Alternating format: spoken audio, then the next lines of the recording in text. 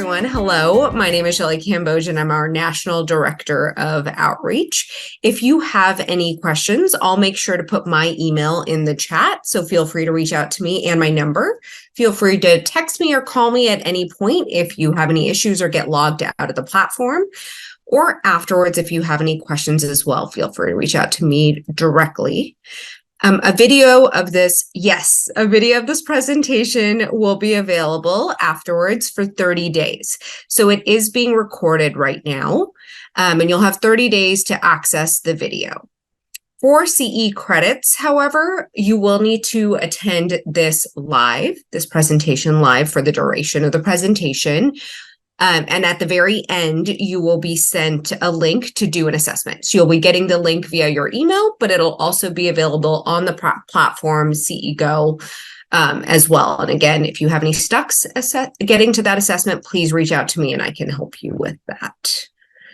A little bit about Lightfully Behavioral Health. For those of you who do not know about us yet, we focus solely on primary mental health care and work with teens and adults, teens ages 12 to 17 and adults ages 18 and up.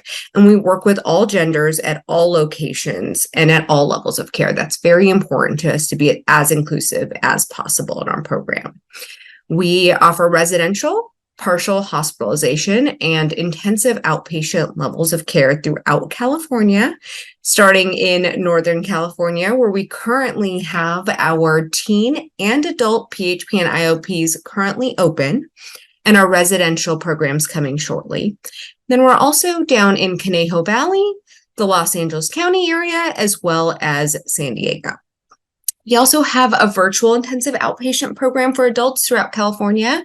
We recently launched our newest program, Lightfully University, which is a virtual intensive outpatient program dedicated solely to college students. And we have actually changed our programming to really support that population.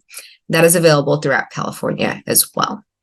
We work with all major insurances, and we truly believe in meeting clients where they're at, starting at the admissions process. So right from the beginning, we have a very dedicated admissions concierge team willing to help you and your clients and patients access care. They're available 7 days a week, including weekends, to connect on the phone with your clients. And in meeting your clients where they're at, we offer 3 different assessments to really support this vulnerable population and make the process easier for them. So the first is a rapid admissions program where we can actually get clients in the same day if that is the best for them. The second is our traditional assessment that's done over the phone with one of our specialists. And the third is an online assessment process that your clients can access as well. So again, our team is available 7 days a week to support you and your clients' needs. And something new that we are doing is a 2-week intensive for your clients, especially as we kind of get into this holiday season and things can be, really tough around the holidays for some of our clients. So we have a 2-week intensive at all levels of care with rolling admission as well. And then the last piece I just wanted to touch on is that our clinical care is also rooted in process-based therapy, which really gives us a framework to further adapt and personalize care for each client. And Dr. Nicole Siegfried is going to touch on that a little bit in her presentation. Now, at the end of the day, our mission is to really change lives compassionately, and we want to do that with you and the work that you do in our community as well. Now, before I turn it over to Dr. Nicole Siegfried, we are so lucky to have her as our Chief Clinical Officer at Lightfully Behavioral Health. She is a licensed clinical psychologist with over 2 decades of experience in the mental health field. She also serves as an adjunct assistant professor of psychology at the University of Alabama at Birmingham, and she has held national leadership positions for the past 10 years. As an international speaker and prolific author, Dr. Siegfried has made significant contributions in the areas of eating disorders, mental health, and suicide. Dr. Siegfried's mission is to champion the belief that recovery is attainable for all individuals with mental health disorders, emphasizing that each person is capable and deserving of a fulfilling life. Her clinical approach focuses on training, outcomes, and fostering a collaborative team culture. Without further ado, I'd love to turn it over to you, Dr. Siegfried. Hi, everybody. Thank you for that introduction, Shelley. Like Shelley said, my name is Nicole Siegfried, and I'm the Chief Clinical Officer here at Lightfully. I'm very excited to come to you all today to share about this really important topic. Like I said, I've been at the Behavioral Tech Conference here in Phoenix, and a big focus of this conference was on suicide and how to prevent suicide through all levels of care. So I feel extra inspired and excited to talk about this today. I'm going to go ahead and share my screen. What I'm going to do is talk for about an hour. Then we'll take about a 5-minute break, just if people need a bio break, and then come back for the last hour. So I've been working with suicidality or specializing in that for the last 12 years or so. My background is originally in eating disorders, and in treating eating disorders, I kept working with clients who struggled with chronic suicidality, and I was trained probably very similarly to many of us that have been in the field for a while, where the treatment for suicidality was really just to send someone to the hospital. And then the client would come back to us, and we would then work on their other symptoms, and hoping that through the work of those symptoms that the suicidality would decrease.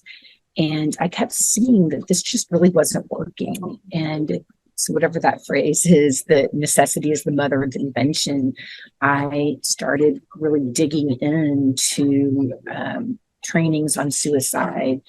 I ended up partnering with students out of Thomas Joyner's lab. We've continued a collaboration over the past over 10 years, I guess, almost 15 years, doing research in this area.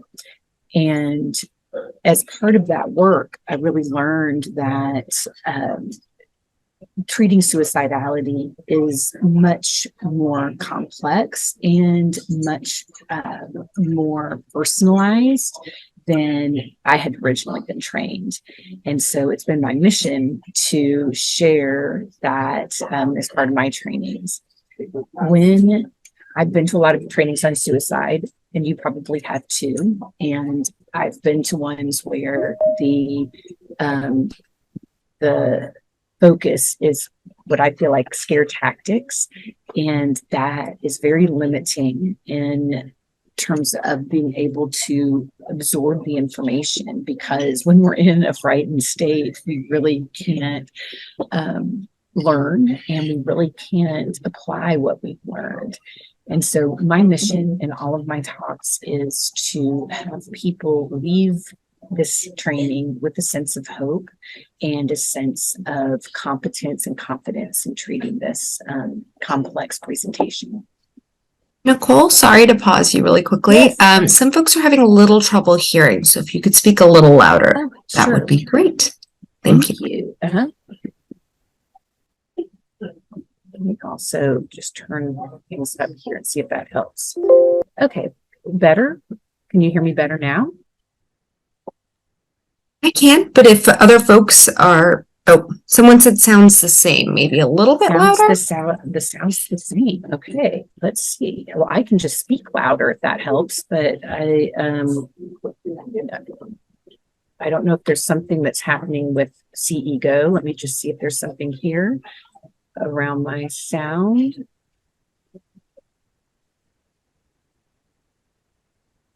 Because my computer is the highest it can go. Maybe just try speaking a little bit louder. Okay, I can do that. Thank you. Okay, I'll try that.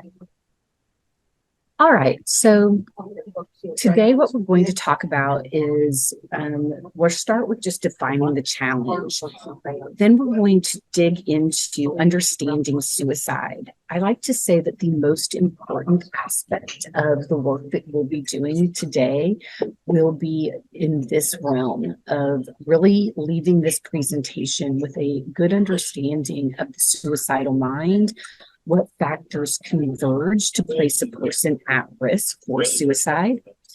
And then the next section will be on suicide risk assessment in general. And by the time you leave this presentation, you will have tools that you're equipped with to do a comprehensive suicide risk assessment. And then finally, we'll be talking about interventions based on that level of risk. And if we have time, I have a little section that's an appetizer to some other talks that I give, which are looking at the drivers of suicidality and treating the chronic condition of suicidality in terms of suicidal ideation. What are some of the drivers that we can look at specifically? The first thing that I like to talk about in talking about suicide in general is to do a self-assessment. And as part of that assessment, I think we need to ask ourselves, why is it that we think that people die by suicide? What are your beliefs about suicide? Where did those come from? Growing up, what messages did you get about suicide? If there are people in your family or people that you knew that died by suicide, what were some of the explanations that you were given? I think it's also important to look at what messages we've received in our training around suicidality. So I always share a story of a clinician that I worked with at a certain specific training, and she came up during a break and said, I have been in this field for 20 years, and I never have really looked at one of the first experiences that I had around suicidality with a client. And she said that one of her first clients when she was an intern died by suicide, and she was beside herself the same way that any of us are when something like this happens. And she was asking herself all of the questions that are common after this occurs. Should I have done something different? Could I have prevented it?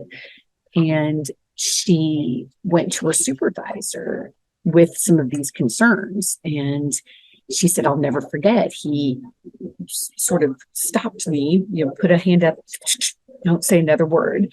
I don't want to hear you blame yourself for something that you couldn't have prevented. And so we are not even going to talk about that. And she said she thinks that his intention there was to validate that she hadn't done anything wrong, and I won't hear of it kind of thing. But it really silenced her around exploring a lot of those fears that she'd had. And she said that it really left her with a fear around treating anyone who might be suicidal. And so she thinks that for 20 years she's been treating people, that she has avoided any client that might be at risk for suicide, and that she thinks that she probably asked questions in a way that would make people not comfortable to share that they were struggling with suicide. So I think that there's things that and experiences that we've had like that shape our approach to suicide and how we show up in working with these clients. I gave a version of this talk a few weeks ago, and somebody asked me, have you had experience in this realm personally? And my answer was that, and it's interesting that I hadn't put this together at the time, but around the time that I got really interested in the overlap between eating disorders and suicide, my dear friend's husband killed himself. And even though that wasn't a close family member, I was very, close with my friend and him. And I think that experience definitely shaped my interest in this, in the complexities behind what drives someone to kill themselves. So I think that when we've had those personal experiences, that it really brings it home. Since that time, I've had clients who've died by suicide, especially in the work that we do, and we specialize within this population. And most recently, about a year ago, a little over a year ago, I had a client that had died by suicide. And I can tell you that even in specializing in this work, that it was probably the most single the most impactful event of my career. And we ask ourselves all of the questions of like that client had told, or that clinician had told me when she was an intern, of what we could have done differently and what we could have done to prevent it. And so these are the things that we need to look at. And these are the things where we need to create safe spaces to have those conversations with our supervisors and with our colleagues and with our direct reports. So what we know is that suicide rates are on the rise. Now, there had been a little bit of a dip in 2018, 2019, and it had held steady in 2020, but we saw this increase occur in 2021, 2022. And we're back to the same levels of high suicide rates. There's lots of theories as to why the dip, then why the increase. Some of it may relate to the COVID pandemic. It's complex in that you would think that the rates would be higher during that first year of the pandemic, but actually they stayed a little bit lower still, close to 2018 and 2019 levels. So there's still some exploration as to what might be behind the dip and then the increase. What we know is that 3 out of 4 people who kill themselves are not in treatment for mental health issues at that time. 5 times more males are likely to die by suicide than females, but females are more likely to attempt suicide than males.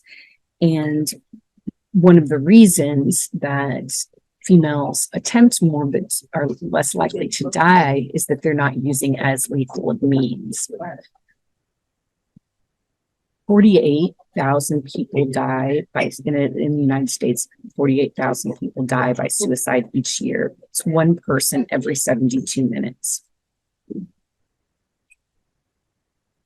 We see rates that are higher in the LGBTQ population. One of the factors that we'll talk about is disconnection, isolation, loneliness being factors that contribute to suicide rates, and we see this here. We do see some differences across race, with American Indian individuals being higher, having higher rates of suicide as compared to other race groups.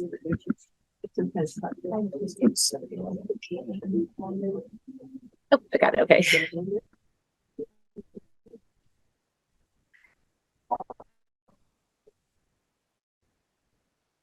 Good. I'd like to also share around this, and what we know actually is that to be able to kill yourself, you have to have enough, I don't know if the word's fearlessness around death to be able to carry through with this act. Not trying to celebrate suicide as an act of bravery, but I think when we think about it as a cowardly act, it stigmatizes it.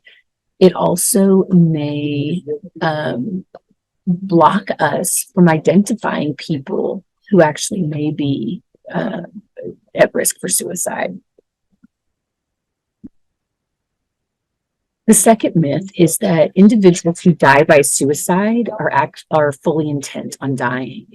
The majority of individuals who have made a serious suicide attempt and that they survive report that they realized the minute that they had made the attempt that they'd made a horrible mistake. I'll talk about Kevin Hines in a moment. He is a survivor of a suicide attempt by jumping off the Golden Gate Bridge, which, as you may know, they are in the process of suicide proofing that bridge to make it much less of a suicide destination. And what Kevin Hines talked about was that the minute his fingers left the railing of that bridge, he knew he had made a terrible mistake and wished he hadn't done it. And this is important to recognize as a myth, because if we carry the myth that people are fully intent on dying, then we may think there's nothing we can do to intervene. So knowing that the majority of individuals have ambivalence around their death may actually help us recognize the possibility of intervention. Here is another myth that people may not realize. We have always thought that suicide rates peaked during the holidays. This is not true. Actually, suicide rates peak in the spring. And so we often think about, over New Year's or over Christmas or Hanukkah. And actually what we know is that it's more into the spring months. And there's some different theories around that. One of the theories is that as people are getting through sort of the sleepy, cold winter, they're expecting that they'll feel better. And oftentimes they don't. And one other theory is that people say, oh gosh, I just can't do it over the holidays. I can't do that to my family. And so they wait through the holidays. And then a final theory is that people are more likely to die by suicide in the spring because over the winter, they may be sort of in this hibernation period where they don't really have enough energy to follow through on the lethal act.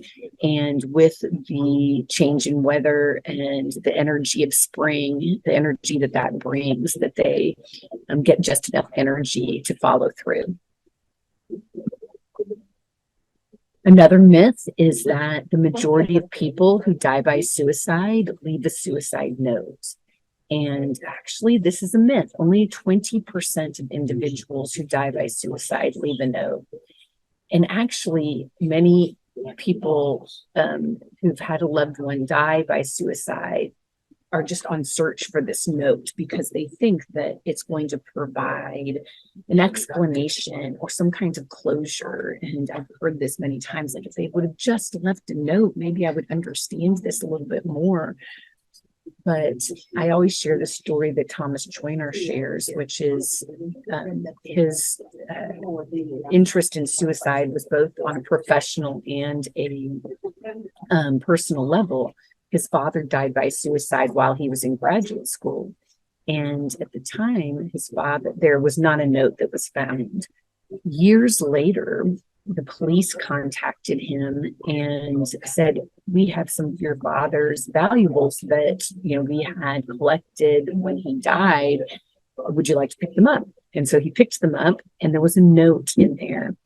And he said, oh my gosh, it's just been, what I've looked for. It may be that this provides the explanation for what happened. And he said that it was completely unintelligible and it didn't make any sense. It actually raised more questions than answers. And so this is one of the reasons that we'll talk about this, is that when we're talking about someone who's in this suicidal state, they really can't see anything outside of that tunnel vision of wanting to die. And so things that are on the periphery of that really aren't even taken into consideration. And so being able to provide an explanation that may, answer some questions that are out here just really isn't possible. And then another myth is that there's nothing you can do to stop someone who really wants to kill themselves. And we know that's a myth because one of the best interventions for suicide prevention is means reduction. Just by reducing access to lethal means, we're able to reduce suicide rates and suicide attempts. The other myth that I don't have up here that I think is also a really important one is that people think that suicide is selfish. And one of the things that we'll talk about when we talk about the factors that converge to place a person at risk for suicide is that one of the main factors is a sense of burdensomeness. And one of the reasons that people kill themselves is that they think that they are relieving a burden to others, and that this is the least selfish thing that they can do. And so it's really important to think about suicide in these ways and in these accurate ways, not the myths, to be able to intervene and to really be able to meet the client where they are in their journey and step into the understanding the suicidal mind. So this is from Kevin Hines. If you all have not seen The Bridge, I highly recommend it. It's a little bit of an older documentary. I think it's on Netflix. And it's about people who have attempted suicide by jumping from the Golden Gate Bridge, but survived. And so he, after he had attempted suicide, he became an advocate and for preventing suicide and raising suicide awareness. And so he's written a book and he's a speaker. But this is one of his quote: "The millisecond my hands left the bridge, I had instant regret for my actions. I bobbled up and down in the water and I said, God, please save me. I don't want to die. I made a mistake." He goes on, this always gives me chills. He goes on to describe his rescue, and that actually a sea lion bobbled up and down with him and kept him afloat until help could come. And so that just is such a beautiful story of his survival. When we're talking about treating suicide, training around suicide, we need to understand the gaps. First, suicide behavior is the most frequently encountered mental health emergency, and it generates high fear. What we know is that when people are afraid of something, they avoid it. So that's one of the things that we see here, is that fear may drive poor assessment, may drive poor training in this area. 1 in 5 of us will lose a client to suicide. 71% of us will have a client attempt suicide at some point during their treatment with us. When we do root cause analyses on suicide completions or attempts, insufficient assessment is identified as the leading factor in these root cause analyses. 50% of us actually failed to detect suicidal ideation. And many mental health professionals receive less than 4 hours of training in suicide treatment and prevention and assessment. Now, there's good news here. When I first started doing this work, that number was 1 hour. So we've seen just in the last 15 years an improvement in this area around training and in assessment and treatment for suicidality. In fact, many licensing boards now require CEU training around suicide assessment and prevention as part of your requirements in renewing your license. We're also seeing more and more that these that suicide assessment is part of getting certified as specialists in a variety of treatments. So one of the things that was really important to me in working in eating disorders for a long time was that suicide assessment and intervention would be part of the certification process for eating disorder specialists. And so that's something that we've been able to achieve over the last several years as well.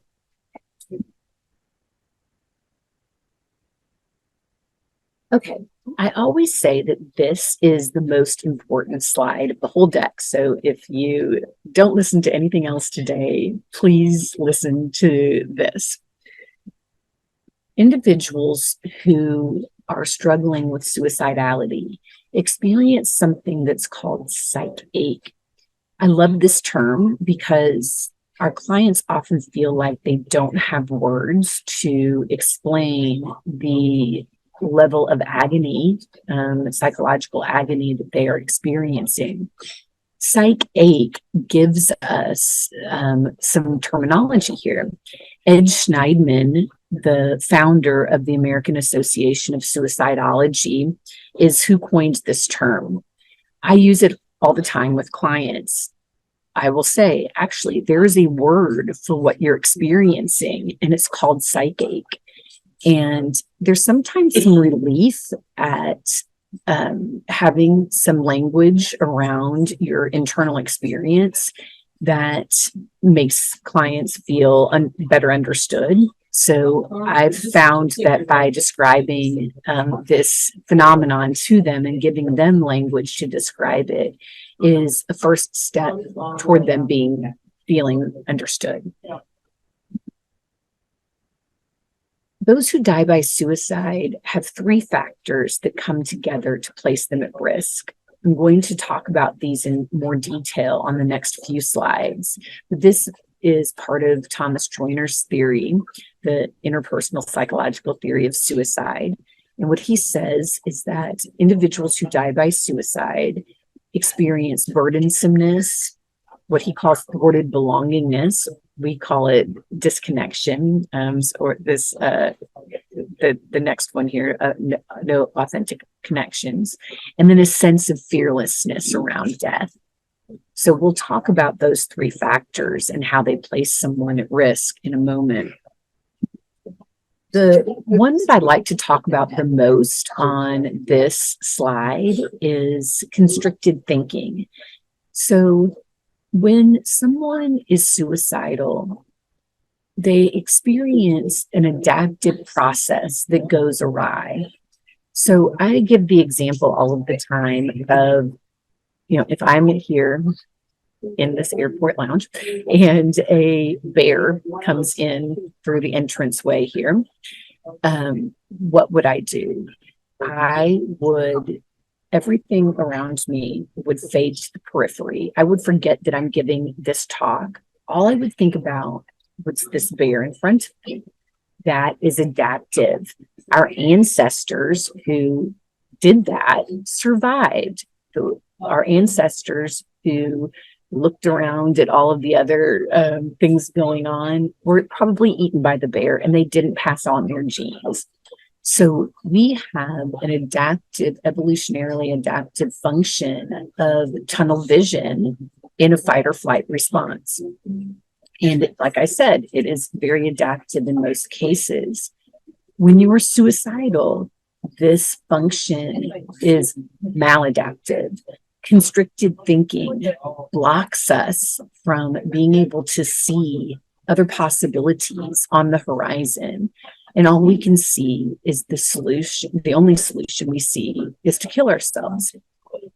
Several years ago, I had the opportunity to visit the 9/11 Museum in New York.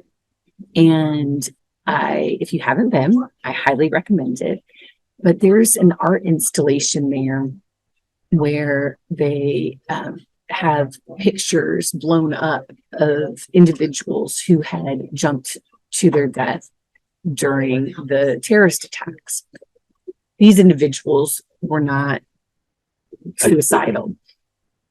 What was similar, though, to these individuals as to individuals who are suicidal is that they saw this as their only escape. Actually, they had a choice as to they could choose their death. They could either burn alive or burn to death in the building, or smother, or jump. And what struck me was, in looking at those blown up images of what was going through their head, it reminded me of what our clients talk about, of how for them it feels like the choice is something like jumping to my death, figuratively or literally, or being burned alive.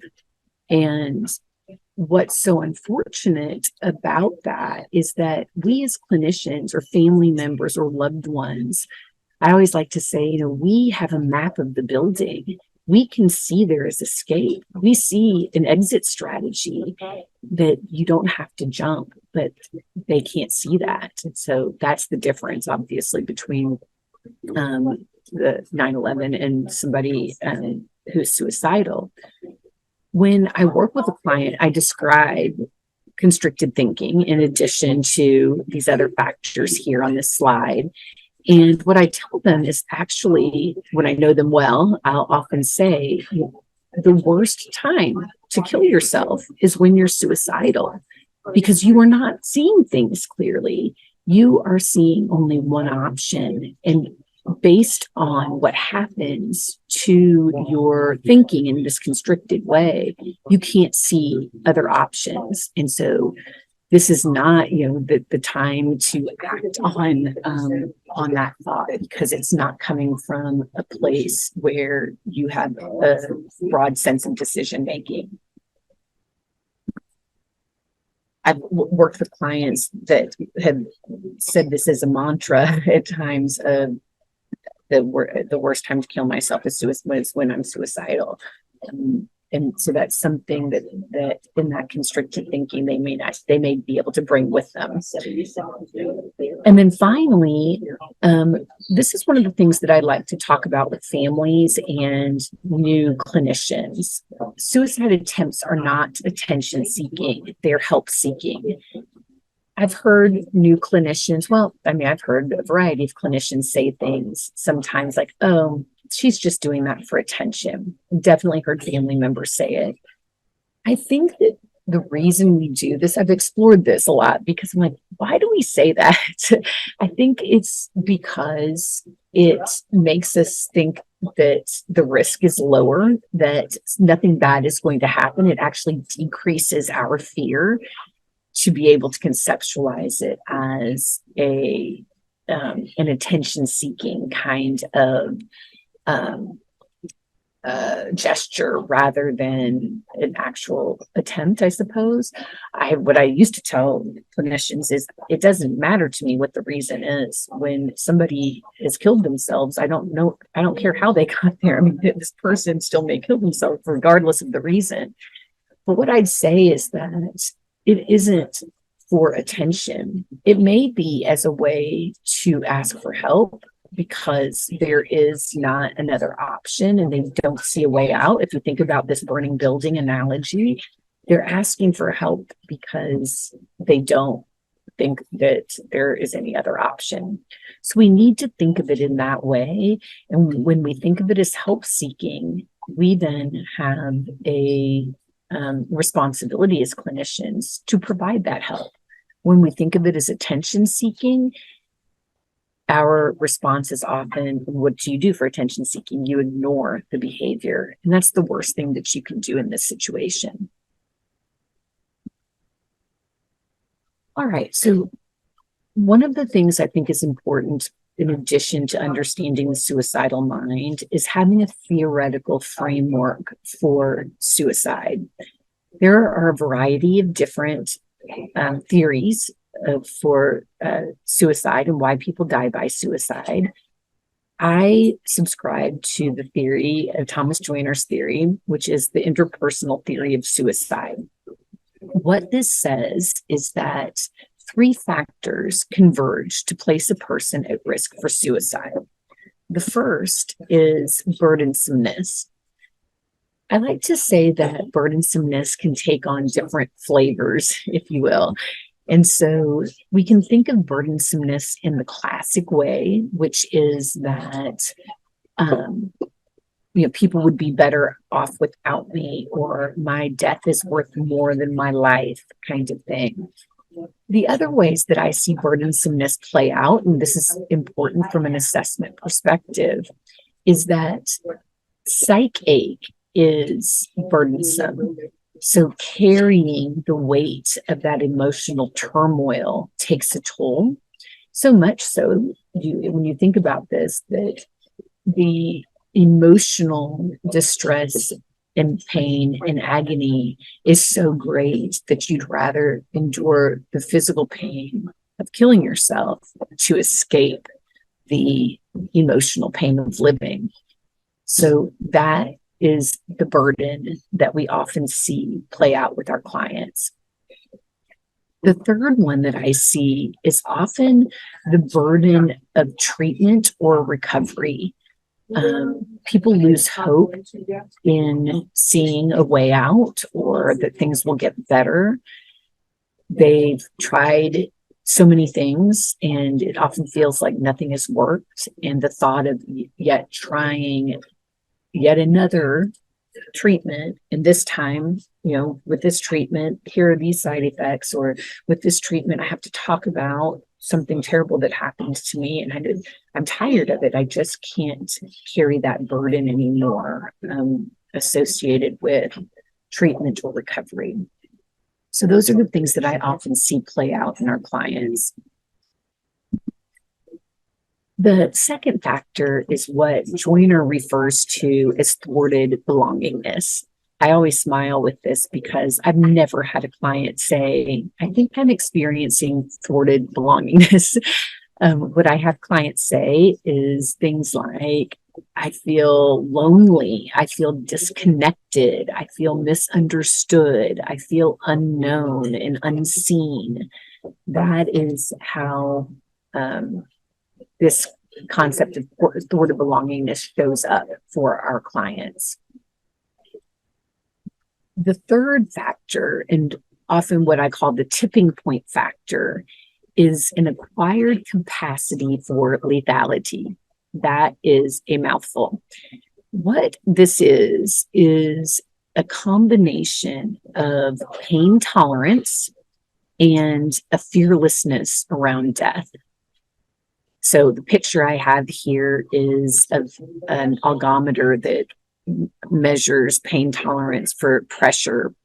In the research that we've done in the past, we've used an algometer similar to this. We'll use it sometimes to pinch the skin here, which doesn't leave a mark, but it measures the tolerance of that kind of pressure pain that can give a peek into someone's pain tolerance. So we see that factor and in combination with a fearlessness around death, and that those things come together to create an acquired capacity for a lethal act, such as killing yourself. I'm going to dissect that a little bit more, but when we look at all three of these factors, they come together to place a person at risk for a serious suicide attempt or a death by suicide. So let's look at this in action. So here's the actual model. On this side here, we look at burdensomeness and thwarted belongingness. You'll notice this is a big bubble, and these two factors in the model comprise a desire for suicide.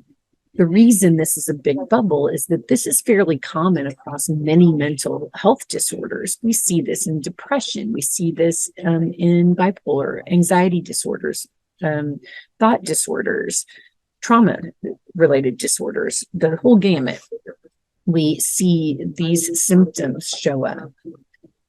The second bubble, though, is this acquired capacity for lethality. These are the individuals who are actually capable of suicide. So what is this acquired capacity for lethality, and how do you develop it? I always share a riddle here, which is, what do military veterans, veterinarians, and people with eating disorders have in common? I can't see any faces, but so I can't tell what your answers might be. But the answer is that they all have an acquired capacity for lethality that puts them at risk for suicide. So on the surface, it seems like these individuals wouldn't have much in common at all. If you look at military veterans, though, understanding their risk for acquired capacity for lethality makes sense. Think about being on the front lines of or at death's door. These individuals see people die, and as part of being in war, or even as part of training, they're around death. If we look at veterinarians, oftentimes people like, wait, veterinarians? Well, with veterinarians, think about how they're at death's door. They are euthanizing animals, and so they're at death's door day in and day out. Look at eating disorders as an example. By virtue of the disorder itself, you are acquiring capacity for lethality, because the symptoms of eating disorders are violent acts. Think about purging or exercising while you have an injury. And when we talk about, quote, being at death's door, individuals with eating disorders are often told things like, you should have died 5 times over by this point based on the potassium levels that you have, things like that. So all three of these groups acquire capacity for lethality through different pathways. And we may see this show up in different ways in our clients, but one of the things that we want to be on the lookout for is things that may have increased their capacity for lethality. And so it can be things like even substance abuse carries some weight. I think about like a big bucket of events that go in this acquired capacity bucket. And so, if you look fine who has substance abuse, that experience goes in this. If you have a client who is a police officer, that goes in here. If you have a client who's self-harming, that goes in here.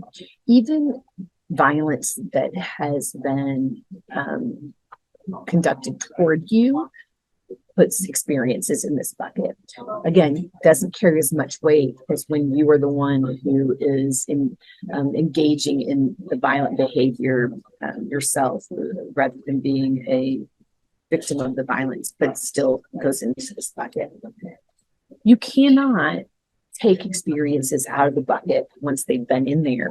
So one of the things I talk a lot about is how do we then put a lid on the bucket? How do we contain what's in the bucket? So we'll talk a little bit about that. So when we look at this acquired capacity for lethality and we combine it with desire for suicide, those are the individuals that are at risk for a serious suicide attempt or death by suicide. So it's this overlap right here. So one of the things that we talk a lot about is that our clients may have they may come in already with this acquired capacity for lethality, and over time they develop a desire for suicide, and it can go that route, or it could be they start with the desire for suicide and over the years they develop capability. So the pathway can go right to left or left to right.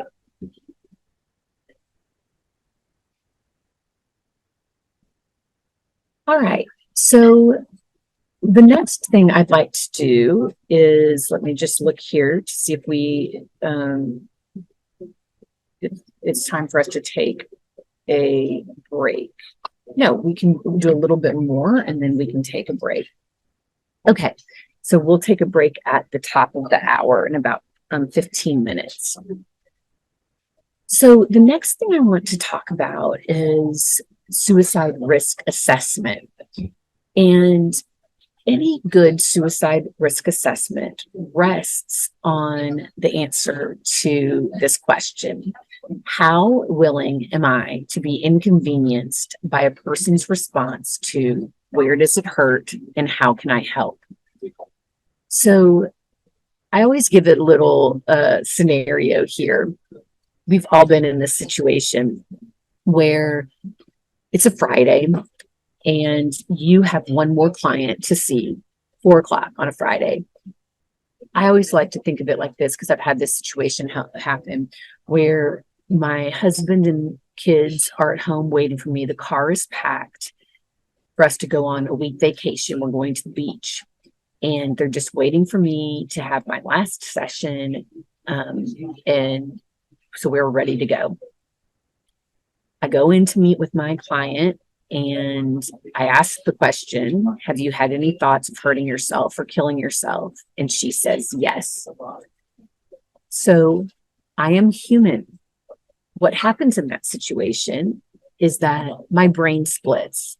There is part of me that's like, oh no, you have got to be kidding. I have been wanting this vacation so bad. They're waiting for me. I want to leave now.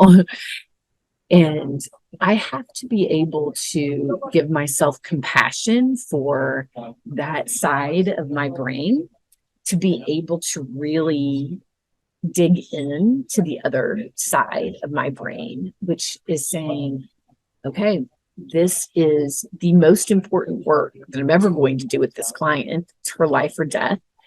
Might be the most important work I do this whole week or this whole, or in my whole career. This is somebody's life and death that we're talking about. And I need to be fully present here. To do that, I have to give compassion to myself for the human side of me as well. So I give you permission to have your brain split and to give yourself compassion for both sides. I'm going to start with first what not to do in terms of a good suicide risk assessment, and then we'll talk about what to do. When we talk about the no-nos, I'm going to talk about self-report checklists and no suicide contracts. So self-report checklist, there is nothing wrong with the self-report checklist. We all use them. This is like the PHQ-9, or if you use a Columbia screener or something like that. Nothing wrong with it. It just cannot be used alone. So often what clinicians may do is to say, oh yeah, I give the PHQ-9 in the waiting room every week. And then it has the question on whether or not you want to hurt yourself or kill yourself. And so I'm assessing for it each week. That is insufficient. Because when used alone, these self-report checklists do not adequately predict risk. When they are used in combination with other suicide risk assessment interventions, they're very handy and recommended, but it should only be one component of an overall risk assessment. One second.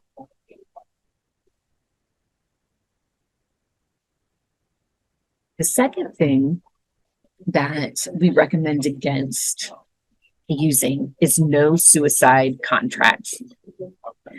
So I always date myself with this because newer clinicians will say, what are you even talking about? Because people aren't trained on this anymore because it's not been found to be effective. But those of you who may have been in the field for a long time know that this is the way we were trained. And this is how it would look. A client comes into treatment and I would have them sign a contract that says, while I'm in treatment with Dr. Siegfried, I promise I'm not going to hurt myself or kill myself. And then they would sign, and then I would sign. And then it would be like, okay, good job. That's our intervention. And now they promised me they're not going to do this.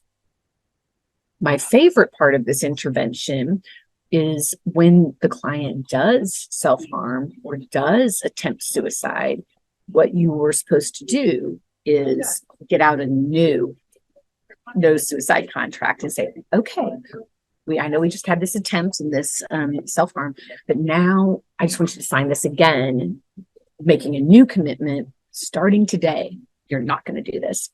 And you've made a commitment to me. This has not been shown to be effective. It actually seems ludicrous now that this is what we did. I was really interested in how this came into being, and so I investigated it. And what was interesting is that this arose out of a case study that was done and published in 1976 or 1978, where a psychologist had used this as an intervention specific to his client. And it really seems to be helpful for this one client. It probably was. There may be a client here or there where this is helpful, but this then became best practice based on one case study, one client.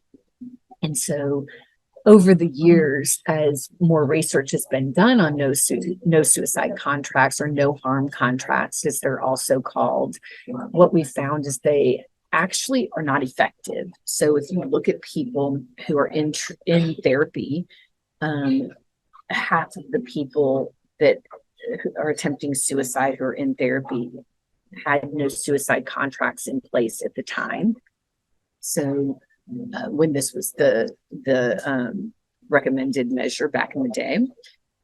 What we've also found is that the no suicide contracts impede the therapeutic alliance, because when clients feel like they've made this commitment to you, yet they are not acting in accordance with the contract, it makes them feel guilty, or it makes them feel like they are failing, the promise they made to you.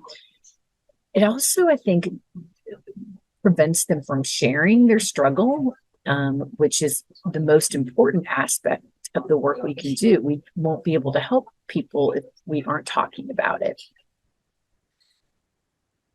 The other thing I've heard is that clinicians continue to do this, even though they've even gotten self-report feedback from their clients that this is not helpful. And I know you're only doing this to cover yourself. I would have clients say that to me back in the day. But why clinicians continue to do it is that they thought that it protected from litigation. And actually, there's no indication that these are protected in any way. in litigation. And in fact, I would say that they actually are the opposite. Now that in the past several years, the American Academy of Suicidology has recommended against the use of no suicide or no harm contracts. And so I would say in that way, because it's been identified as not best practice, it would be hurtful in litigation. All right, so what do? We do a comprehensive risk assessment, and then we deliver interventions based on that risk level. So this slide is very overwhelming. So when you see this, don't freak out and run screaming from the room. These are the competencies around conducting a thorough and effective suicide risk assessment. By the end of this section, we will cover each one of these. So the assessment that I'm going to show you today covers all of these competencies.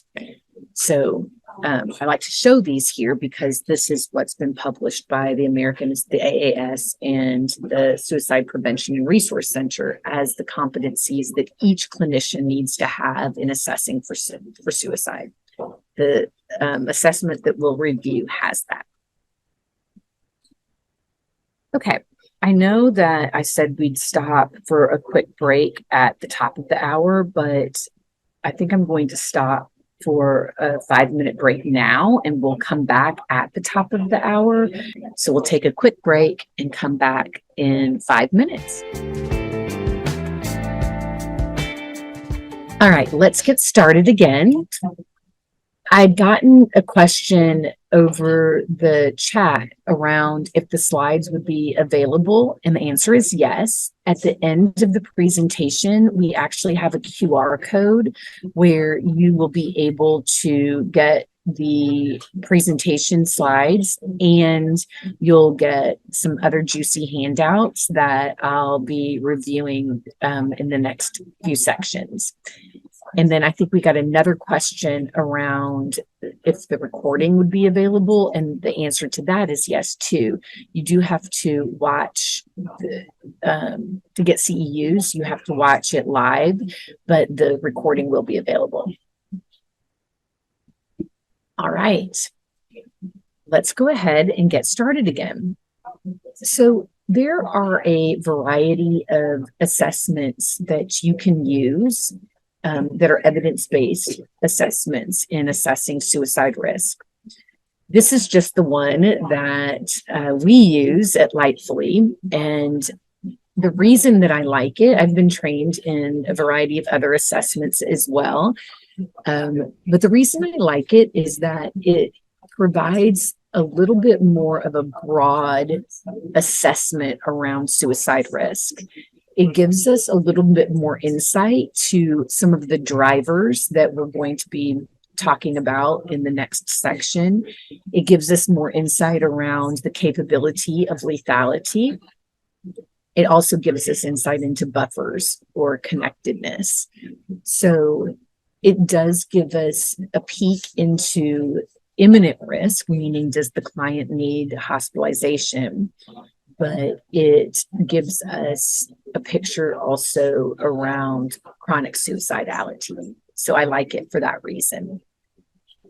So the Joyner risk assessment includes 4 columns, 4 factors. And so the acronym of DCIB corresponds to each of those columns. So the first column is suicide desire. The second, capability, the third, intent, and the fourth, buffers and connectedness. One of the things that you saw in the list of competencies as related to suicide risk assessment was the importance of assessing for protective factors in addition to risk factors. Because what we know, especially at some of the lower levels of risk, is that protective factors can outweigh some of the risk factors. So we need to really understand that balance. So we'll start with suicide desire. What I've included in your handouts that you'll see at the end, we'll go over it on the next couple of slides, is a way to rate each of these factors in the suicide desire column. And I've done that for each of the columns here. Let's just start with suicide desire.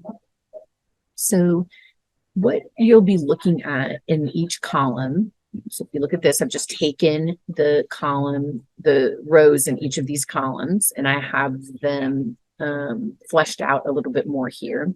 You can rate each factor as red, yellow, or green. And the green, for example, for suicidal ideation is passing thoughts. Yellow is regular thoughts. And then red is constant thoughts of suicide. What I've also included in the handouts are some questions and prompts to dig into each of these items in this column. So sometimes, especially newer clinicians, don't have the words around how to ask about if somebody's having thoughts of hurting themselves or killing themselves. And so I provided a handout that has some different prompts as ways to get to each of these factors. So this is what we call a semi-structured interview. So the ways that you ask the questions here can, I suggest asking them in a couple of different ways to get at each of these green, yellow, red, and those prompts are available to you. What is going to be important in the scoring of this assessment is you're going to count how many items are in each column.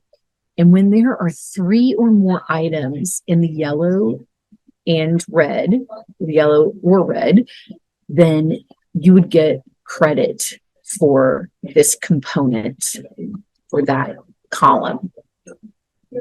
The same is true here. So the second column is capability.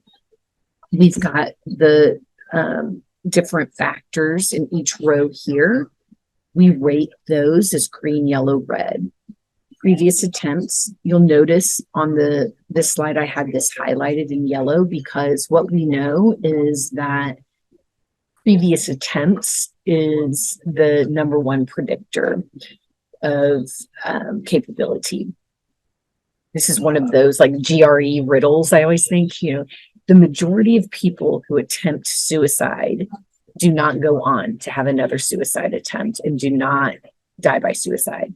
But the majority of people who die by suicide have had a previous attempt. So it's important to recognize what that means on both sides of that. What it means on one side is we don't need to sound the alarm just because someone has a suicide attempt. We don't need to think you're going to be suicidal for the rest of your life. You're likely to die by suicide. That's just not accurate. But what we do need to think about is that when someone is at risk and we are assessing risk, if they've had that previous attempt, our radar should go up. So one of the things that we ask about this too is and this is part of the questions that you'll get, we want to know about each attempt. And there are ways to ask questions around attempts to glean that information. What we want to know is, has each of, like if you've had multiple attempts, have they increased in lethality? So what we'll see oftentimes is that someone who has multiple attempts, they may be the first time that they overdosed, they took some extra Vistaril or something like that. The second time that they attempted suicide, they took Tylenol, a bottle of Tylenol, and they called their mom right away and called 911, and they were able to pump their stomach. The third one, they tried to hang themselves and the belt broke, but they but nobody was home. And if the belt wouldn't have broken, they would have carried through. That has just given me a path that is an increase in lethality and severity path towards suicide, a completed suicide. So that's one of the things that we want to look at. You'll see here that when we talk about that acquired capacity for lethality, that's what's driving capability. Even exposure to someone else's death by suicide adds a experience into that bucket that I talked about before. Depending on how close you were to the person, it carries more weight. So if you were there when someone died by suicide, if you found them, obviously that carries much more weight than if it was a relative and you found out later or something like that. Violence toward others also carries weight here, because remember, you're still loading that bucket up. We want to look at availability of means. And when we're assessing for means, we always want to assess for all possible means. We really want to pay attention to the means that they've identified as part of their plan. We want to know about their substance abuse if they're currently intoxicated, because we know that the majority of deaths by suicide occur when someone is intoxicated. And we also then want to know if there's been any abrupt change in mood, either to the positive or negative. One of the things that we'll sometimes see is that somebody's been very agitated and very very focused on dying. And then all of a sudden, it could be that they've made the decision to go through with this. They have a sense of peace. They have a sense of relief. And so when you have that drastic of a change, sometimes we interpret that as progress, but it's actually that the person's made the decision and now they're just resolute on that there's going to be a solution. So you really want to see those abrupt changes in mood. We also want to look at sleep. Sleep is actually one of the number one predictors of suicide completion, because usually leading up to it, people will have disrupted or they will lose sleep, disrupted sleep or loss of sleep. So we really want to look at that. Obviously, if the person is having psychotic symptoms, they're going to have a harder time grasping onto things outside of that tunnel vision. The same thing is true here for capability. What we're going to look at as scoring is if there are going to be 3 or more items endorsed in the yellow or red in this column. And then finally, we'll look at intent. And intent, we're looking at, is there a plan? Are there preparatory behaviors? And is there an expressed intent to die?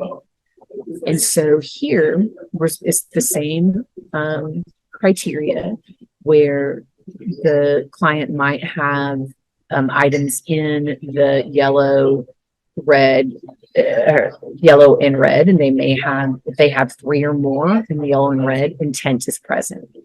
Now, this is what gets a little bit confusing, because when we talk about intent specific to hospitalization and not in this terms of this broad concept, that's sometimes the tipping point. So when someone has intent, we say hospitalization is necessary. You can meet criteria for intent here, and hospitalization may not be necessary when we're talking about it in this broader concept, this broader construct. So as an example, you may have a plan. You have some specifics in the near future. You've had, you've thought about it, or this is a typo here, or it should say in progress. Some expressed some intent or unsure of intent. You could be here in the yellow and hospitalization may not be necessary.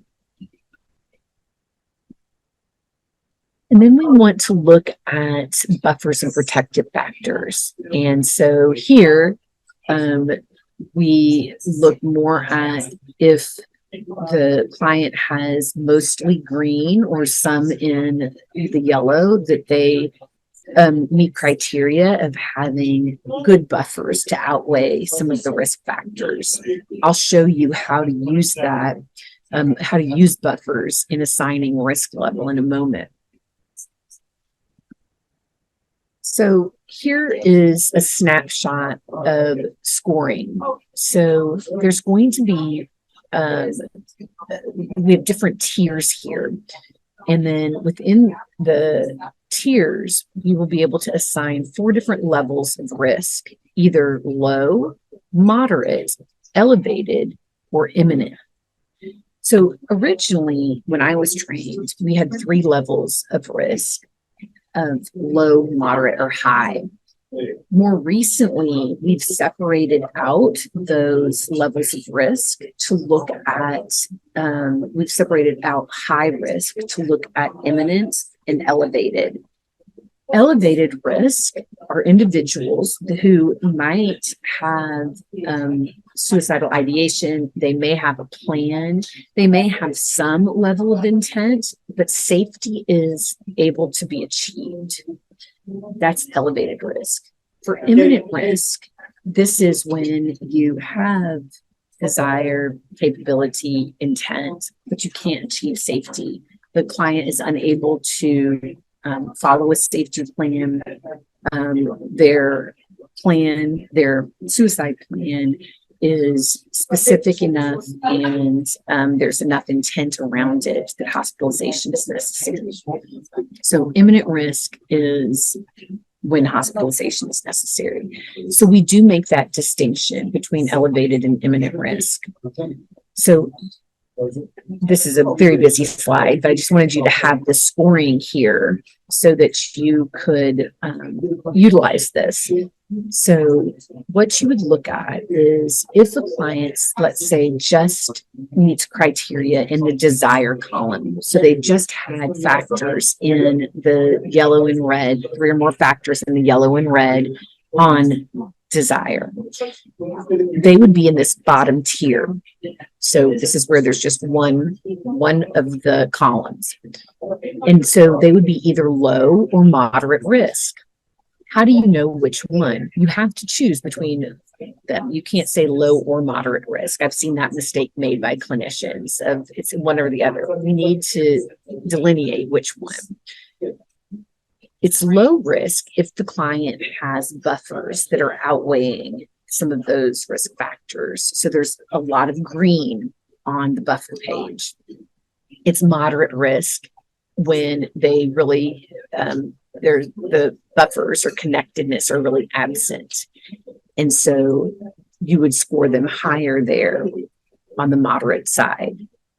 Here, we've got moderate to elevated risk when a client scores in the desire column. So they have 3 or more items in the red and the yellow in desire, and in one other column, either intent or in capability, that they have 3 or more items in the red or yellow. When that's the case, either desire and intent or desire and capability, they're going to be in this tier. How do we know if they're moderate or elevated?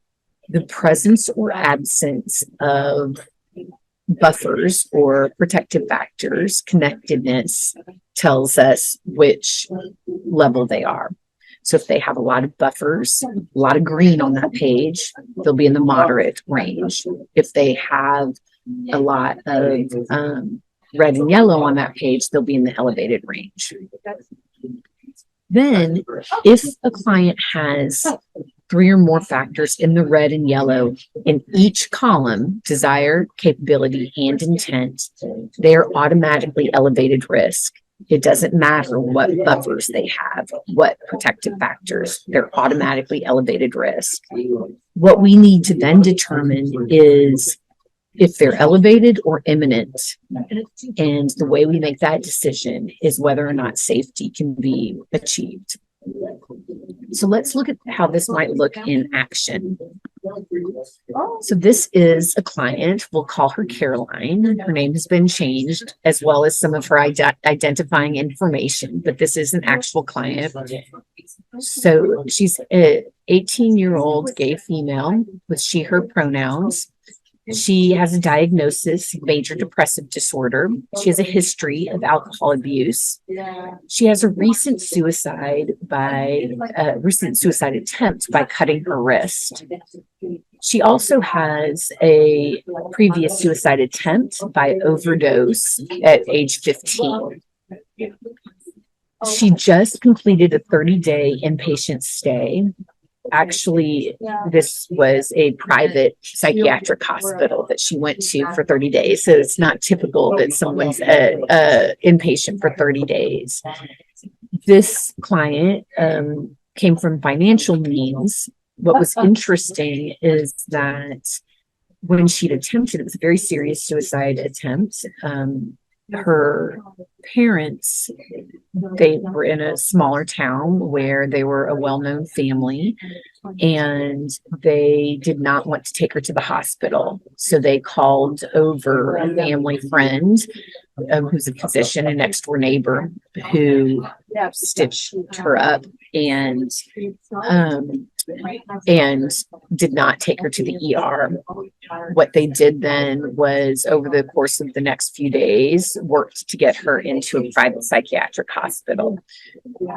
So the parents were very involved, and this was very upsetting and concerning to them. This was their daughter was or is a very scholastically skilled, and she was going on scholarship to a prestigious university, head of her class kind of thing. And so this was just not something that they thought would happen to her. And they also were very not accepting of her sexual orientation. She had come out to them. That's what preceded this. And they, from her perspective, they didn't react well. They said it's a phase. She's under a bad influence from her friend who's gay. And they really tried to dissuade her from her sexual orientation. And so she said that when she made the decision to kill herself, that it was because she thought her parents would rather have a dead kid than a gay kid, which just breaks my heart. So the parents, while the client was in inpatient treatment, they did a lot of family work and were able to express more acceptance around her sexual orientation, which was very encouraging and hopeful to this client. What we knew was that when we met with the family, they were still saying things to us like, we said this, like, while she was inpatient, like, we're saying we're accepting, like, we don't want her to kill herself by any means, but we also are hoping that it's a phase. So we had some concerns about like how all of this was going to go down as she's back home and she's with her girlfriend, and how the family was going to be reacting and how she was going to be responding. What also was difficult was that her relationship with her girlfriend was very tumultuous, and her girlfriend also really struggled with self-harm, and they actually kind of fed off of one another. She did have a supportive brother, but he was younger than she was, and so we really didn't want to rely on him for support, because he was can't remember exactly, like 14 or 15. And then she was starting college at a prestigious university in the fall. This was during the summer months that she came to us at a PHP level of care. So When we looked at Caroline's assessment, what we saw for her is that really her suicidal ideation had improved tremendously since she'd been in treatment. So now she just had some passing thoughts of suicide. She still was carrying this, what she talked about it as agitation, and this pain that was that felt intolerable, like this emotional turmoil. But she learned ways to work with her emotions and emotion dysregulation while she was in treatment. But she did identify that it still was there, like a big, I can't remember how she described it, like a blob or I can't remember her words, but it was that she carried it with her. She had a good description of that and a metaphor for that. She had some feelings of feeling trapped. She was really ready to go to school, and she just was sort of biding her time until she could get out of the house and into college. She was feeling more hopeful that things were going to get better. She feels some control in the situation. A lot of it's because she was seeing that it was a short period of time that she was going to be home and that she'd have a lot more freedom in the months to come. She still was saying that she felt like her parents, because of their standing in the town, and it's a very conservative town, that they would be better off without her. But she was hoping that by going to college, it would create some distance for them, so they wouldn't, that she wouldn't be there for the day to day. And then she feels some distance from others. So what you see here is that definitely Caroline demonstrates the presence of desire. And with the intense psychological pain and the other yellow and red items. Let's look at capability. What we see here for capability is that she also has items in this yellow and red categories, the yellow and red categories. And so, again, when you have 3 or more items in this yellow or red column, these yellow or red columns, you meet criteria. So capability is present. When we look at intent, she didn't have, she had no plan, no preparatory behaviors, no expressed intent to die. So intent was not present for her. Let's look at her buffers and protective factors.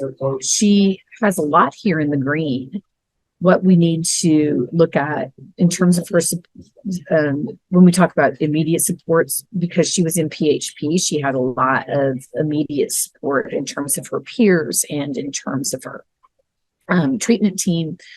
In terms of her social support, this was a little bit more tricky because her brother was her closest one and her girlfriend, and both of them, had some of the difficulties that I talked about earlier as serving as a strong, consistent social support.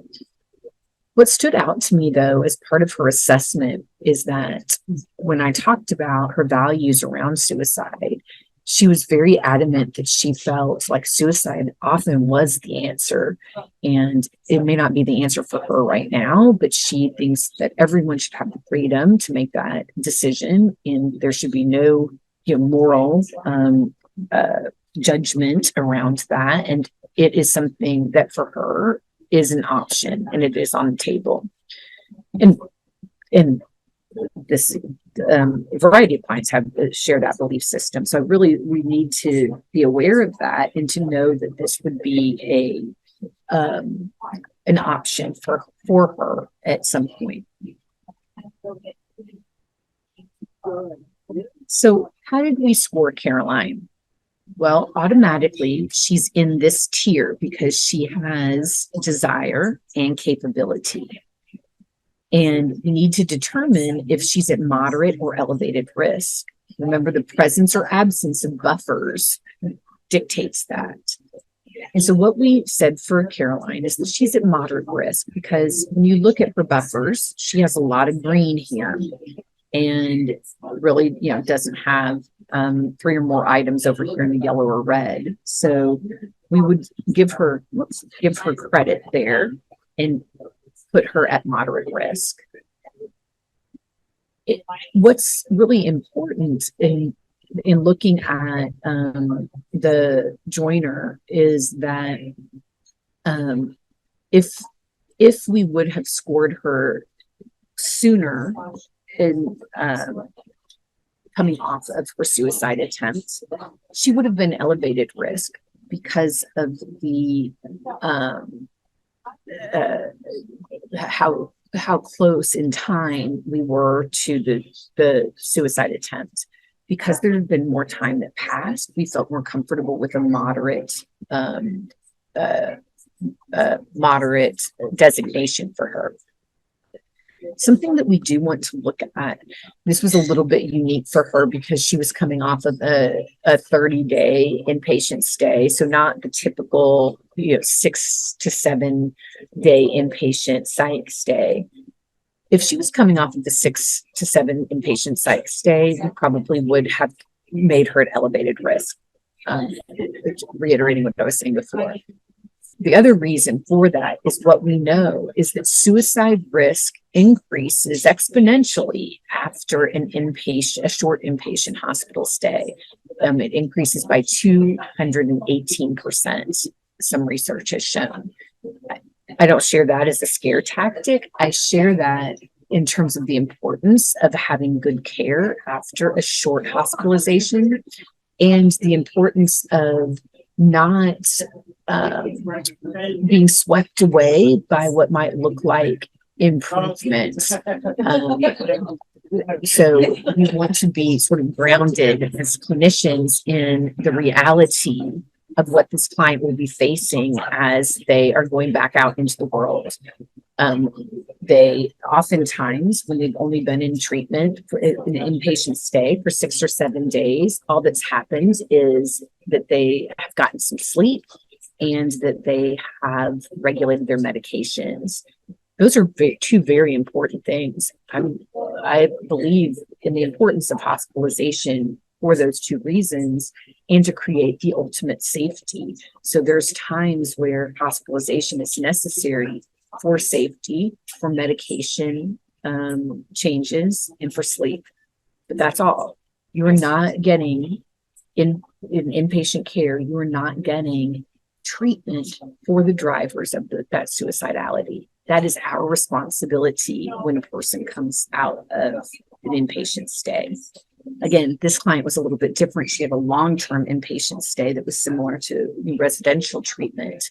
But it's important for us as clinicians, especially if we're working outpatient, to recognize that this is where the real work starts in terms of addressing suicidality, is when they've returned from the hospital. They weren't treated there for the suicidality, except to create enough safety to where they can do the work outpatient or at the next level of care. Okay, so let's look at what we are going to be delivering in terms of interventions based on each of these risk levels. What you're going to see here is that there's some overlap between moderate and elevated risk.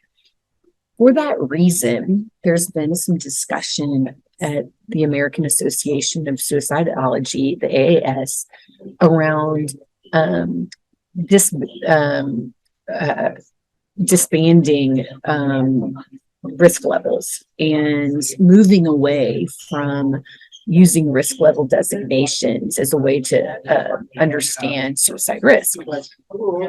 Right now, it is still what's recommended, but there is a prediction that over the next several years, we may work toward a different conceptualization of suicide risk, which I would be a fan of, because one of the things that we also see is that two expert clinicians can assess the same client and they come up with two different risk levels. And it ends up not being that important if what they end up doing is similar. And that's what it happens, is that they identify two different levels of risk sometimes, but then their follow-up and what they do is the interventions is similar. Because what you see here for moderate and elevated risk, you're doing very similar things. So it may not be that the risk level designations are as applicable or useful as we would like. But this is what's recommended at the time. So that's what I'll train on today. So let's start at our no or low risk. This is a little cheat sheet for you so that you can use this to guide your care. We'll dig into each one. So let's start with low risk or no risk. So what you'll do for these clients is you're still going to complete what we call a de-escalation and safety plan. Some clinicians will still call it a safety plan. What I've found is that clients aren't always receptive to a safety plan when they don't feel like they need to create safety. So if you're at no risk or low risk, then you don't, you may be saying you don't need a safety plan for this. So we call it a de-escalation plan. So with a de-escalation plan, we are preparing for the possibility of risk that may come down the road. So let me give a scenario. So I see a client on Wednesday, and he is assessed at low risk. And I'm supposed to see him again next Wednesday. Between now and our next appointment, he has his partner asks for a divorce. He loses his job. War starts in the Middle East. All of the things that go on. And then now all of a sudden, he's thinking about killing himself. If I wouldn't have done some kind of intervention around this, he wouldn't have a tool in his toolbox of what to do now in this situation. So we need to prep for this. And that's the way that I talk about it is, let's just talk about what would happen if a crisis arises. And so we talk about that as de-escalation so that it's a little bit more palatable for our clients. But it's a combined de-escalation and safety plan. So I'll show you what that looks like. What you want to make sure of is that when someone is low risk, this is a mistake that a lot of us make as clinicians. We go, oh, great, my work here is done. Check, check, check. All done in the assessment, in the initial assessment. And I never ask about it again. That's a mistake. We want to be asking about thoughts around suicide and death, especially if client symptoms seem to be getting worse. And so a way to enter that is to say, hey, I know when we talked before that you said you really hadn't thought of hurting yourself or killing yourself. And now I know a lot's been going on. It seems like your symptoms have been getting worse. And now your spouse has asked for a divorce. And where are you with that now? Have you had any thoughts of hurting yourself or killing yourself? So just asking the question is an important aspect to pull that through. And you'll want to document this, obviously.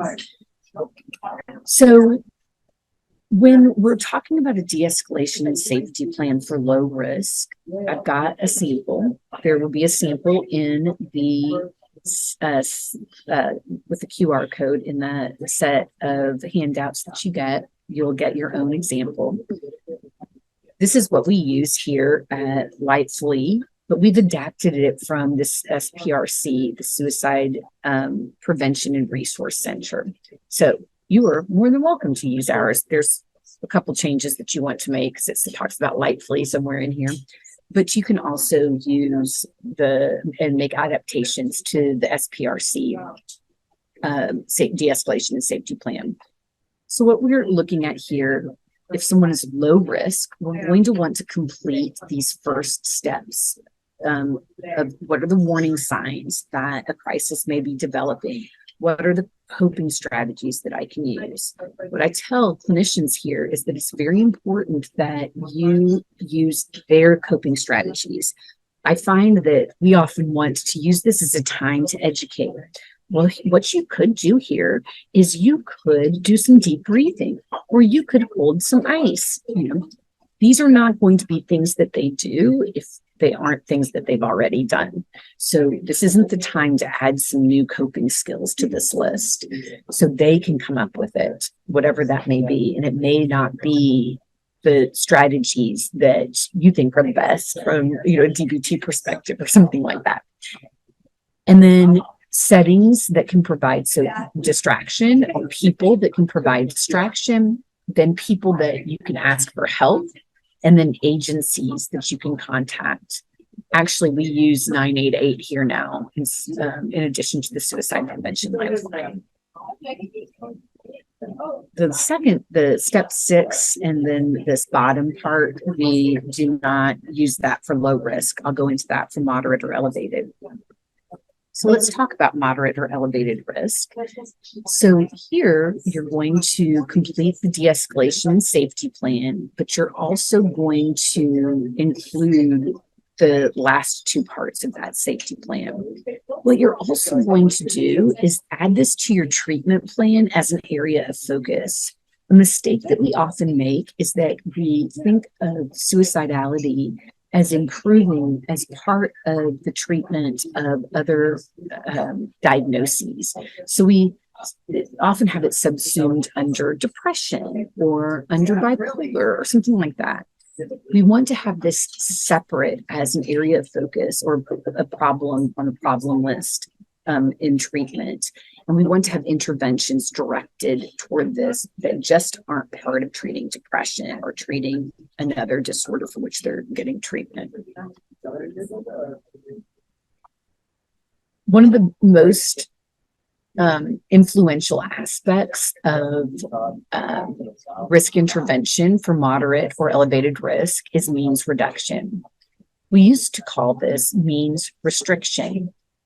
And what we're talking about here is decreasing access to anything violent, lethal that people could hurt themselves with. And we, like I said, used to call it restriction because we believed that we had to completely restrict access to maybe all means. What we know now is that just by reducing access, it decreases risk significantly. And clients are much more likely to get on board with a reduction in access to means as opposed to a complete elimination. So what this could look like is if the client is, wants to kill themselves using a gun, what you might say is going to reduce access in terms, it would be most helpful to have weapons out of the home. But the example I always give, I've worked with veterans before, and this is when I learned that that doesn't, getting weapons out of the home doesn't work well oftentimes. In that population, as an example, I always joke that by the end of the conversation, they will have convinced you that you need guns in the home because they're talking about, needing to protect yourself and creating safety and how can you go around without a weapon kind of thing. And so by the end of the conversation, you're never going to convince them that weapons in the home is a bad idea. And it's not the time to do that. But just by decreasing access, by having guns, having space between making the decision to kill yourself and getting the weapon, having them in a gun safe, having ammunition kept separately, even having it there, keep the guns at grandparents' house just over the weekend, having that kind of reduction makes a difference. Also, when we talked about means restriction in the past, we've talked about eliminating all aspects. So people would get all the knives out of the house and all of the over-the-counter meds. And that kind of reaction in terms of restricting all access is often creates a feeling of being trapped for clients and makes them feel like they have less control, which contributes more to feelings of suicidality. So we really want them to be part of the solution if they're able, and to reduce access rather than if that is what they can get on board for, rather than a complete elimination. So what you're going to do here is you're going to complete this step 6 in making the environment safe around medication or weapons or anything else that may be specific to that client. And then what you're going to do is have them list the number one reason they want to live, the thing that's most important to them and worth living for. Research has shown that when you're in that constricted thinking, just a reminder of what's outside of that can pull you out a little bit. Again, when you're doing this, you do not want to come up with what you think their reason should be for living. So oftentimes therapists will say things like, you've got your kids, thinking that should be the reason. That may not be their reason. It may be their dog. I don't know. They get to choose what the reason is. And it's not a time for us to think they should have a different reason. Their reason gets to be their reason. So this is an example of Caroline's. She identified what it looks like when a crisis is developing. I feel overwhelmed with no solution, uncontrollable crying episodes. I stop answering texts and calls. Here were some things that she said were helpful that she learned in inpatient: deep breathing and ice. Her dog was really important to her in terms of really being that secure attachment where she could match her nervous system to his. She identified her girlfriend and her brother and their phone numbers. She also identified some places she could go. What I loved about her creativity around Starbucks was that she also preloaded her Starbucks card so that in these crisis situations, she would have money ready to go, because she convinced herself oftentimes when she got really escalated that she really wasn't even worth a coffee. And so by preloading it, she'd already paid for it ahead, and that opened the door for her to be able to use that as an option. Then other people she could ask for help, her mom, her therapist, and then we used these agencies. And then parents were keeping her medications locked and giving her the medication that she just needed on a daily basis. And because and this is one of the things that we also do in our apartments for our PHP IOP clients, the parents had a safe, or this, we helped them do this, where she had a safe where the safe was kept open, and if she ever had anything sharp that she wanted to use to self-harm with, razor blades or scissors or anything like that, and she had them at her disposal, she could put them in the safe and this was in her room, and she could close the lid, and she then didn't have access to it. Parents could undo that they're the only ones with the combination to the safe. And for her, the thing that was most important to her and the reason for living was college. And so that was very motivating. So when we look at elevated risk, what we're going to want to do here is we're going to do the same things that we did for moderate risk, but we are going to do more follow-up suicide risk assessments more formally every time we meet with the client. And then we do want to rule out imminent risk. So can this client create safety? So this is some of the things that we may look at. I'll get to that in a moment. Sorry. For imminent risk, if the client is imminent risk, we are going to want to consult with a supervisor or a colleague or the rest of your team, depending on the setting that you're in. Hospitalization is necessary. Someone needs to be with this client until they can be in the ambulance or at the hospital. What I've seen, a mistake here that I've seen made, I have also made it. So you're not alone. If you've made this mistake, there is no judgment, where we transport the person to the hospital. It seems often in the moment that it's the kind thing to do, to take them, if you're in a center, so they take them in the van, something like that. This is a big mistake because they're in that tunnel vision and they aren't thinking clearly. And what we've seen happen is that clients, even like a well-meaning outpatient therapist, I've heard where people have done things where they've taken them in their car. Clients aren't thinking clearly. They may jump out of the car at an intersection and then you're witnessing something horrific. They may try to pull the steering wheel and put you and them at risk. And so in the moment, and I've been there, I know what it's like when the client is saying, please, I'll go, but I've had such traumatic experiences. They may put me in handcuffs. Please just take me. I know how hard it is to say we're going to have to go by ambulance.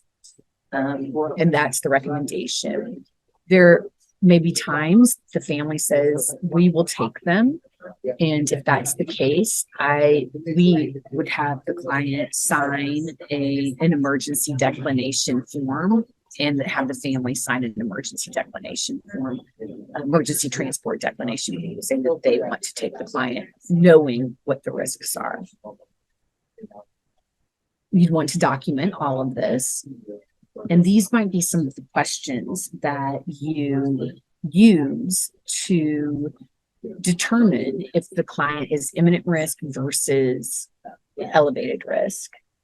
Is the client out of touch with reality in terms of psychotic symptoms? Are they intoxicated? Do these symptoms interfere with their ability to follow or create a safety plan? Is the client motivated to act on their thoughts?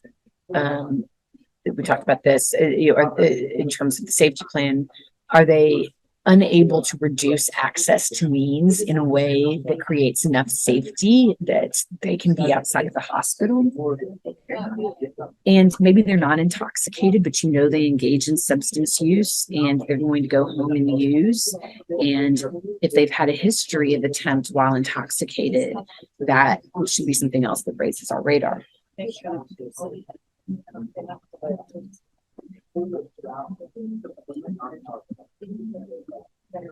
The last thing I think is really important in terms of intervention when we're talking about suicide, we need to talk about postvention. This is something we don't talk about enough.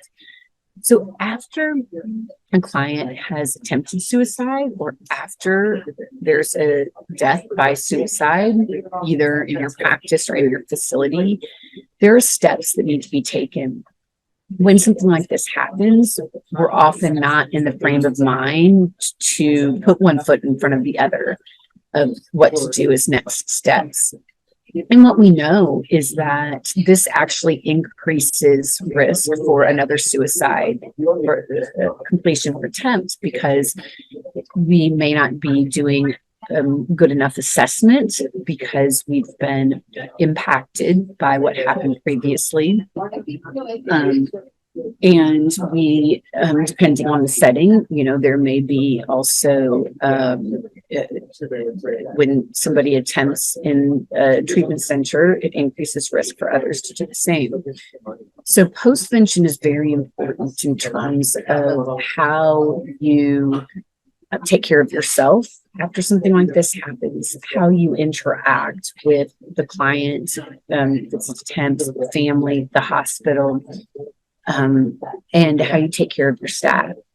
And so having a postvention protocol is something that we recommend. And then postvention becomes prevention. I always get more ambitious than than is possible, because I do have some interventions around chronic suicidality that I'd love to share, but we're not going to have time. So this can be our part 2. We'll do another webinar where we can really dig into interventions for chronic suicidality and ways that you can meet the needs of your clients in working with them across the spectrum.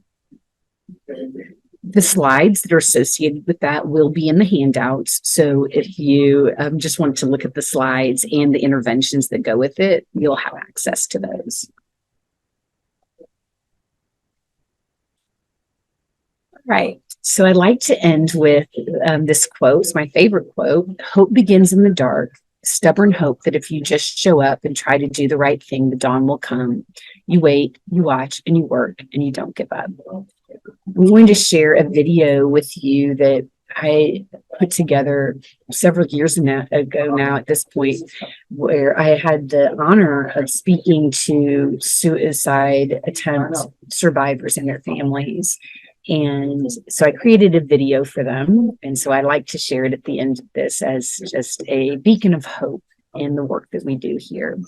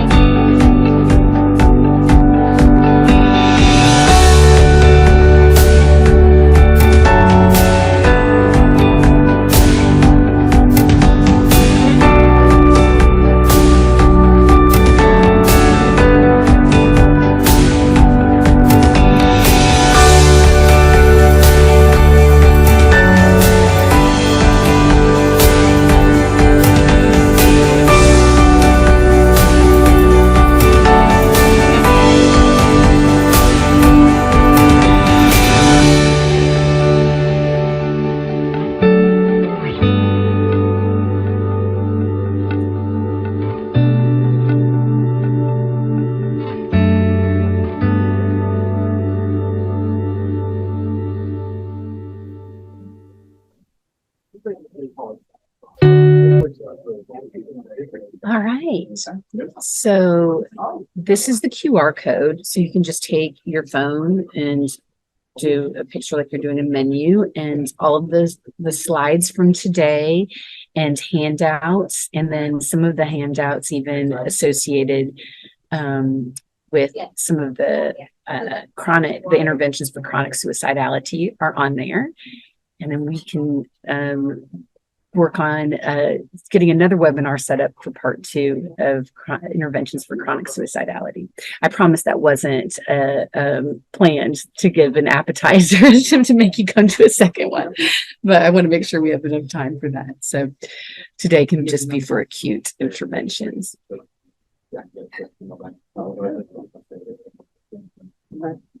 Thank you, Nicole. I know we only have a couple minutes left, but there were a couple questions in the chat. So one, what if a patient knows that you're assessing and is purposely changing their answer to avoid hospitalization? Yeah, that's something we see oftentimes. All we can do is go based on what they've said. And so it's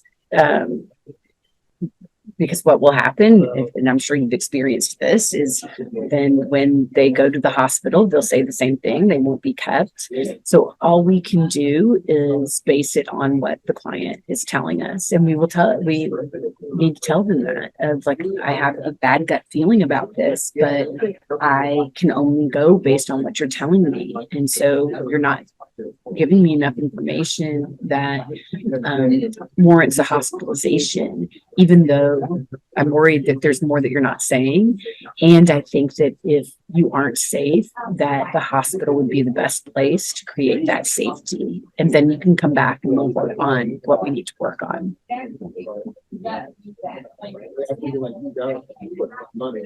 Thank you. And then there's one more. I don't know if you can see it in the Q&A. It's a bit of a longer question. Oh, no, let me see.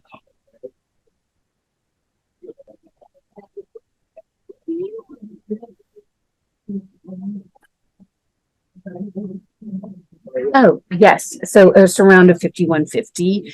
So if a person, so this is a California, 5150 is something in California. Not every state has this for an involuntary hospitalization. So if a 5150, if a client is willing to go to the hospital, often you don't need to do a 5150. That would be if the client is not willing to go. So if the client is willing, you can call for non-emergency transport, and they can take the client. And then if the family declines that, because there will be an ambulance fee associated with that, then they can sign this emergency declination form. But if the client is not willing and the family's like, we'll just take him, but the client's saying I'm not going, then you would need to do a 5150. Thank you. And that puts us 1 minute past, and you've answered all the questions. So thank you all for joining today.